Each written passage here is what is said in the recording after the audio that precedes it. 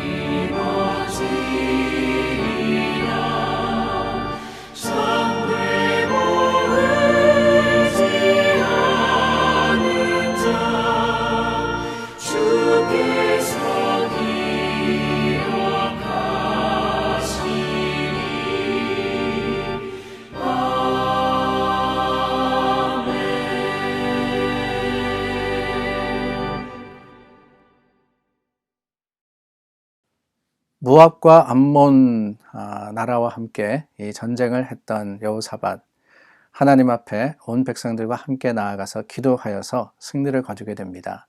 어떠한 다른 힘이 아니라 하나님께 맡기고 기도할 때 전쟁은 내게 속한 것이다, 하나님께 속한 것인 것을 하나님이 선포하여 주시고, 또한 그 하나님께서 기도를 응답하여 주시어서 승리를 거두게 하십니다. 오늘 말씀에도 보면은 이 앞절에 백성들이, 이 남유다 백성들이 전쟁터로 나아가는데 어떻게 하느냐, 20절 말씀입니다. 여호사밧이 백성들에게 말하기를 너희는 너희 하나님 여호와를 신뢰하라. 그리하면 견고히 서리라. 신뢰하라. 선지자들을 신뢰하라. 형통하리라. 그러면서 어떻게 전쟁터에 나가느냐, 이게 중요합니다. 21절 말씀해 보니까요. 백성과 더불어 의논하고 노래하는 자들을 택하여서 거룩한 예복을 입히고 군대 앞에서 행진하며 여호와를 찬송하여 이르기를 여호와께 감사하며 그 인자하심이 영원하도다. 그래요. 전쟁터에 나가는 모습입니다. 어떻게 나간다고요? 성가대를 앞세운 거예요. 노래하는 사람들을 먼저 앞세워서 군대 앞에 세웁니다. 창과 검을 든 군사들 앞에 노래 부르는 자들, 하나님께 찬송하는 자들이죠. 그 찬송하는 자들을 앞서서 나아가게 했을 때 어떤 일이 일어나느냐? 하나님께서 엄청난 승리를 거두게 하시는 거예요. 수많은 전리품을 거두게 하시는 겁니다. 정말 하나님이 약속하신 대로 전쟁은 하나님께 속한 것이지 사람들의 힘, 그 능력에 속하지 않은 것임을 이 백성들이 철저하게 깨달은 거죠. 여호사밧도 그랬을 겁니다. 하나님 말씀으로써 그 율법을 백성들에게 가르쳤고 모압과 암몬이 쳐들어올 때 하나님 앞에 먼저 기도하였고 그 기도를 하나님이 응답하여 주시고 응답하신 대로 하나님께서 이루어 주셨으니까 얼마나 감사하며 얼마나 감격하며 얼마나 그 하나님에 대해서 고백하고 찬송하며 예배했겠어요. 여러분, 여기서 여호사밧의 이야기가 끝이 났으면 얼마나 좋았을까요? 여기서 여호사밧이 하나님의 부르심을 받았다라고 하면은 얼마나 아름답게 끝나는 것이겠습니까? 그런데 여러분, 오늘 말씀은요, 아쉽습니다. 아쉬워요. 뭐가 아쉽냐? 여호사밧이 통치 말기에 두 가지 아쉬움을 남긴 게 아쉽습니다. 그 첫 번째는 산당을 제거하지 않았다 그랬어요. 산당을 제거하지 않았다. 다른 건 다 했습니다. 말씀도 가르치고요. 우상을 숭배하는 것도 다 제거했는데 산당만은 철거하지 아니하였으므로 하나 남겨둔 거예요. 하나.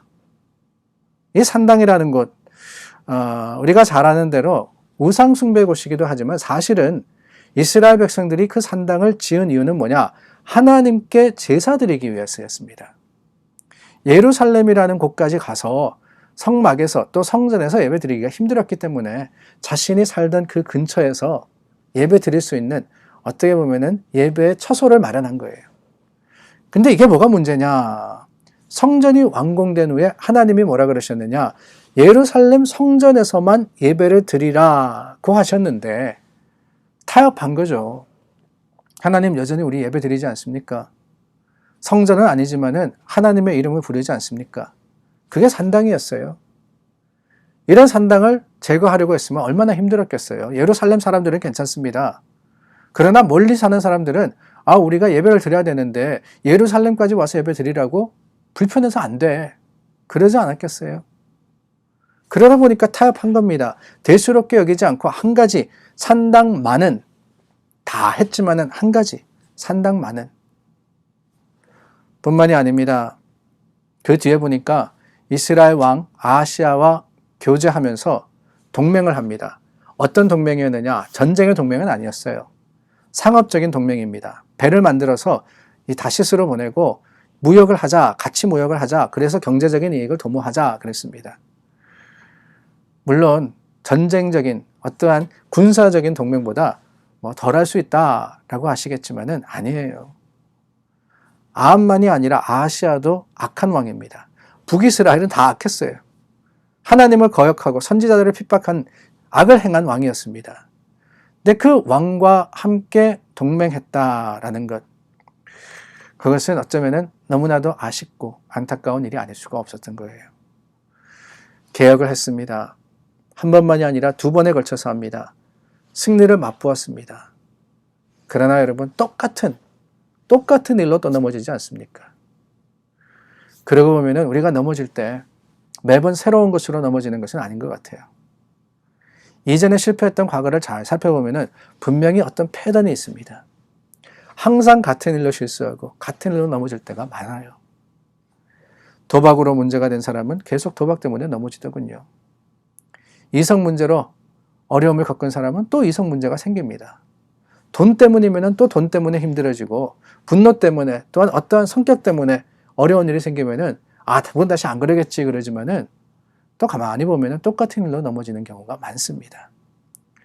다르게 이야기하면은 몰라서 죄를 짓는 것은 아니라는 거예요. 알면서도 그 죄의 강력한 힘에 이끌리는 겁니다. 그렇다면 뭡니까, 여러분? 여호사밧과 그 외에 다른 왕들의 모습을 보면서 우리가 기억해야 하는, 깨달아야 되는 한 가지는요, 그렇습니다. 다른 게 아니에요. 우리 연약함을 고백하고 하나님의 강하심을 의지할 수밖에 없는 게 바로 우리의 존재이다. 그것도 날마다, 순간마다 그렇게 해야 된다라는 것을 아는 것, 이것이 지혜다라는 거예요. 우리가 왜 날마다 매일 성경을 나눕니까? 왜 날마다 기도합니까? 왜 날마다 하나님 앞에 섭니까? 다른 게 아니에요.